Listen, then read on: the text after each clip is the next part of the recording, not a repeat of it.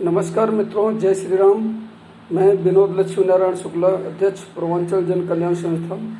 मित्रों, आज हम चर्चा करेंगे देश के आर्थिक स्थिति पे।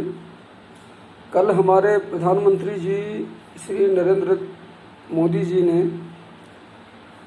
आर्थिक पैकेज की घोषणा की है, क्योंकि ये जरूरी भी था, समय की मांग थी कि अर्थ जगत जिसकी नींव हिल गई थी, जिसका फाउंडेशन चरमराने के कगार पे था, उसको उन्होंने एक तरह से संजीवनी देने का काम किया है। 20 लाख करोड़ का आर्थिक पैकेज जो इन्होंने घोषणा की है, ये आज के समय में बहुत ही ज़रूरी था और मैं प्रधानमंत्री जी के इस कदम का स्वागत करता हूँ और उम्मीद करता हूँ कि इससे हमारे देश का जो अर्थ जगत है वो संभल जाएगा और आगे निकल जाएगा। लेकिन मित्रों, अर्थ जगत को संभालने के लिए जो प्रधानमंत्री जी ने घोषणा की है, उसमें थोड़ी सी एक शंका है कि जो उपभोक्ता है, क्योंकि इस महामारी में उपभोक्ताओं के भी पैसे खत्म हो चुके हैं। जैसे प्रधानमंत्री जी ने इंफ्रास्ट्रक्चर को 300 करोड़ या 300,000 करोड़ जो भी देने की घोषणा की है, वो तो दे देंगे, इंफ्रास्ट्रक्चर वाले बिल्डिंगें बना देंगे या जो भी निर्माण क्षेत्र में हैं वो अपना काम कर देंगे। लेकिन अगर उपभोक्ताओं के पास पैसा नहीं है तो उनका सामान बिकेगा कहाँ से, खरीदार कहाँ से आएंगे, यह एक प्रश्न है। क्योंकि जो मजदूर वर्ग है वो परेशान हैं, नौकरी पेशा वाले सब बैठे हुए हैं और काफ़ी बेरोजगारी का आलम तो पहले से था और आज देश में बेरोजगारी की हालत और भी बढ़ गई है। इस कंडीशन में आदमी अगर कहीं नौकरी करके कुछ कमाएगा तो पहले अपनी आर्थिक स्थिति को कंट्रोल करेगा, अपनी स्थिति को संभालेगा।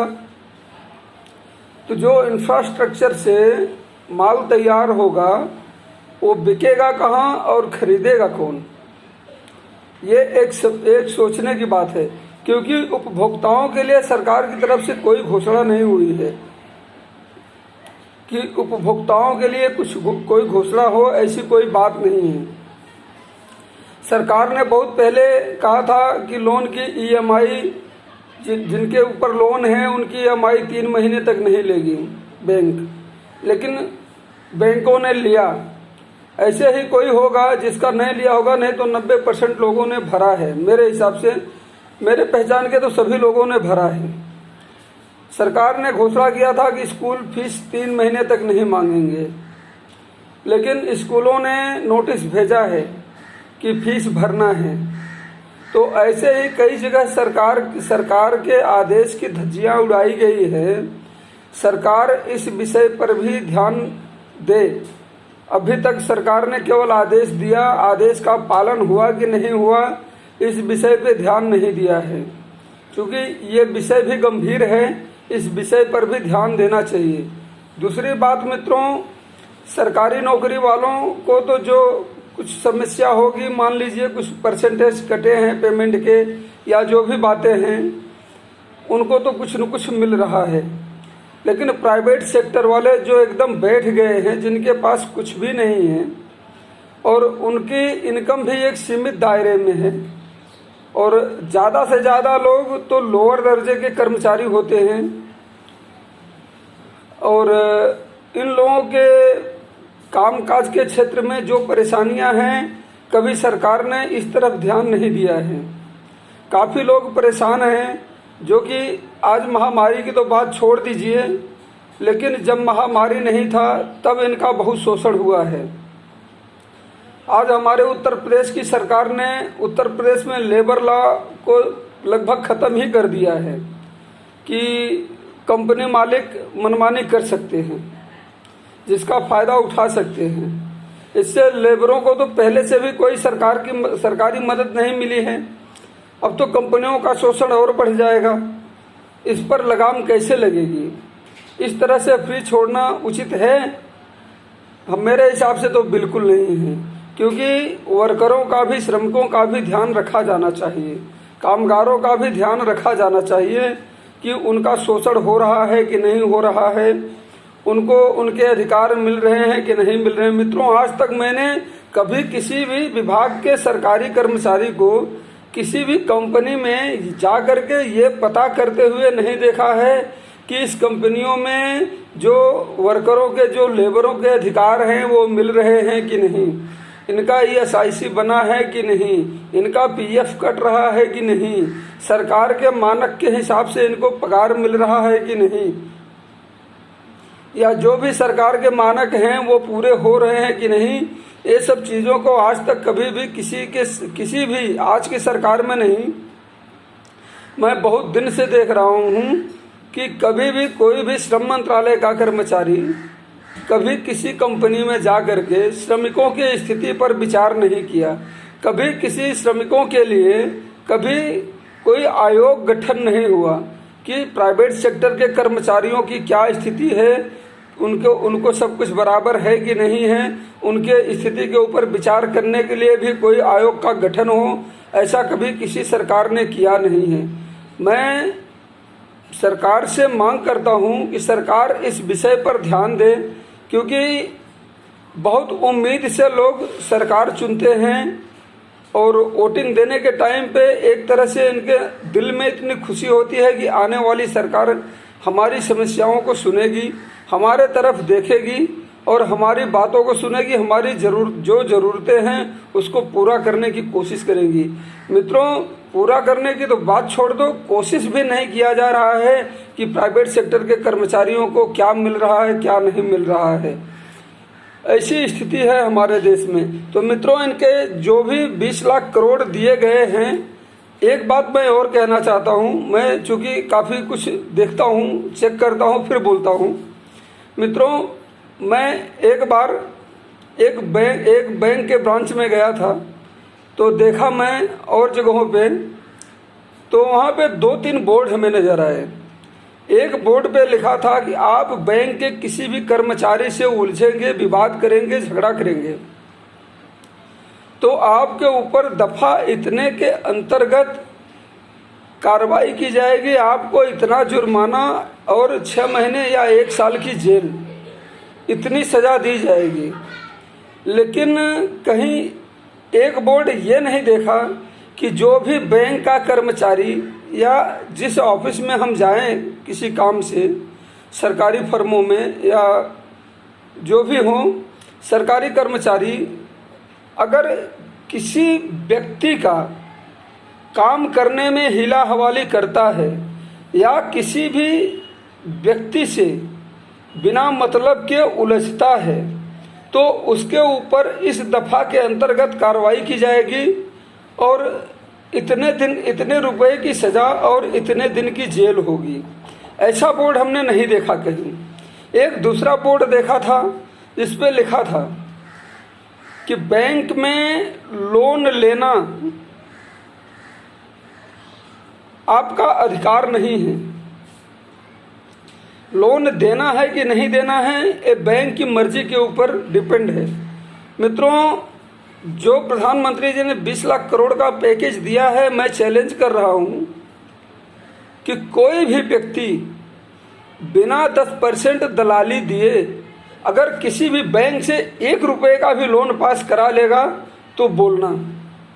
सरकार पहले इस विषय पर ध्यान दे कि जो 10% की कमीशन खोरी है बैंकों में, इसको बंद करने के ऊपर ध्यान दे। मित्रों, होता ऐसा है कि हम जाते हैं बैंक में, कहते हैं हमें लोन चाहिए, तो सबसे पहले फील्ड ऑफिसर और बैंक मैनेजर कहते हैं कि हमने लोन देना बंद कर दिया है। जब आपको आर्थिक मदद की उम्मीद से आप बैंक में जाते हैं और जब ऐसा जवाब मिलता है तो आप काफ़ी निराश होते हैं, और जब निराश होते हैं तो बैंक के बाहर आके सोचते हैं कि इसने तो सीधा मना कर दिया, आप क्या करें। जब 5 मिनट तक आप इसी उधेड़-बुन में रहते हैं, तो आप जब बैंक में जाते हैं और लोन के लिए बात करते हैं, फील्ड ऑफिसर के पास जाएंगे, तभी से आपके ऊपर नज़र रखी जाएगी। फील्ड ऑफिसर और दलालों और मैनेजरों की मिली भगत है ये।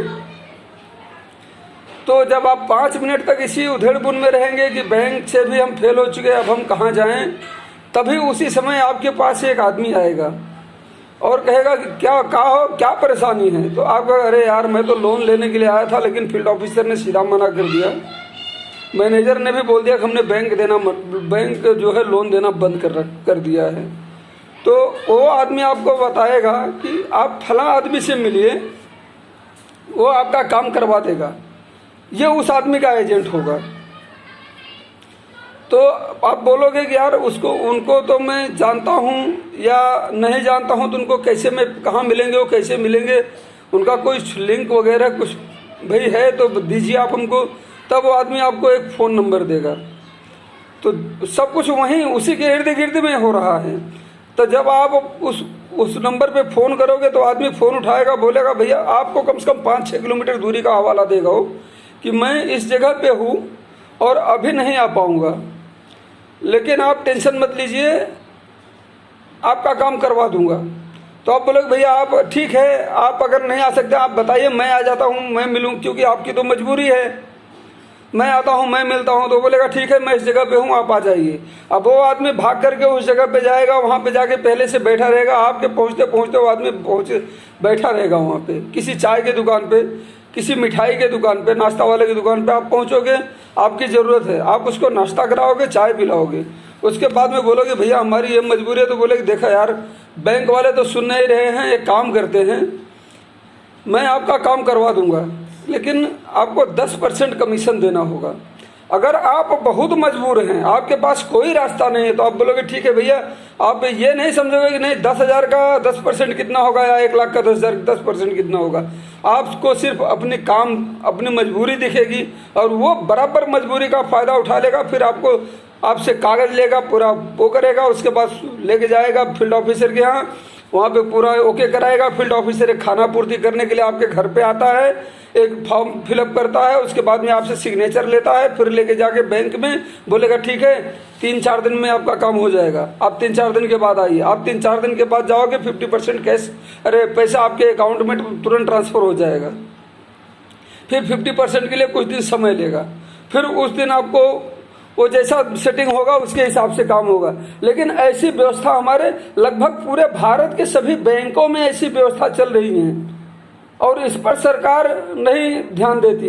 वो कहते हैं कि हमने सीसीटीवी लगाया। अरे सीसीटीवी आपने लगाया है, लेकिन जो आपके अधिकारी बाहर सेटिंग करते हैं उसके लिए आपके पास क्या ऑप्शन है। इसलिए कुछ ऐसा पारदर्शी नियम लाए सरकार कि लोगों का काम हो, लोगों का भला हो, फिर ये 20 लाख करोड़ देश के विकास में काम आएगा। नहीं तो आपके 20 लाख करोड़ का प्रधानमंत्री जी 10% कमीशन चला जाएगा और बाकी जो बचेगा उसी में इंफ्रास्ट्रक्चर हो या जो भी जिस क्षेत्र को आप लोन देंगे वो मिलेगा, नहीं तो नहीं मिलेगा। प्रधानमंत्री जी आपके जो सरकारी डिपार्टमेंट से जो भी हैं, आप जो सोचते हो बिना गारंटी के, तो बिना गारंटी के जाकर के कोई फाइल लगाए और बिना दलाली के 1 रुपए का भी लोन ले ले और आए हमें बताए कि मैंने लिया है। मैं कभी नहीं मैं भरोसा नहीं कर पाऊंगा, या तो मुझे दिखाए कि हाँ मैंने लिया है तो मैं मान लूंगा, लेकिन संभव ही नहीं है क्योंकि कमीशन देना ही पड़ेगा।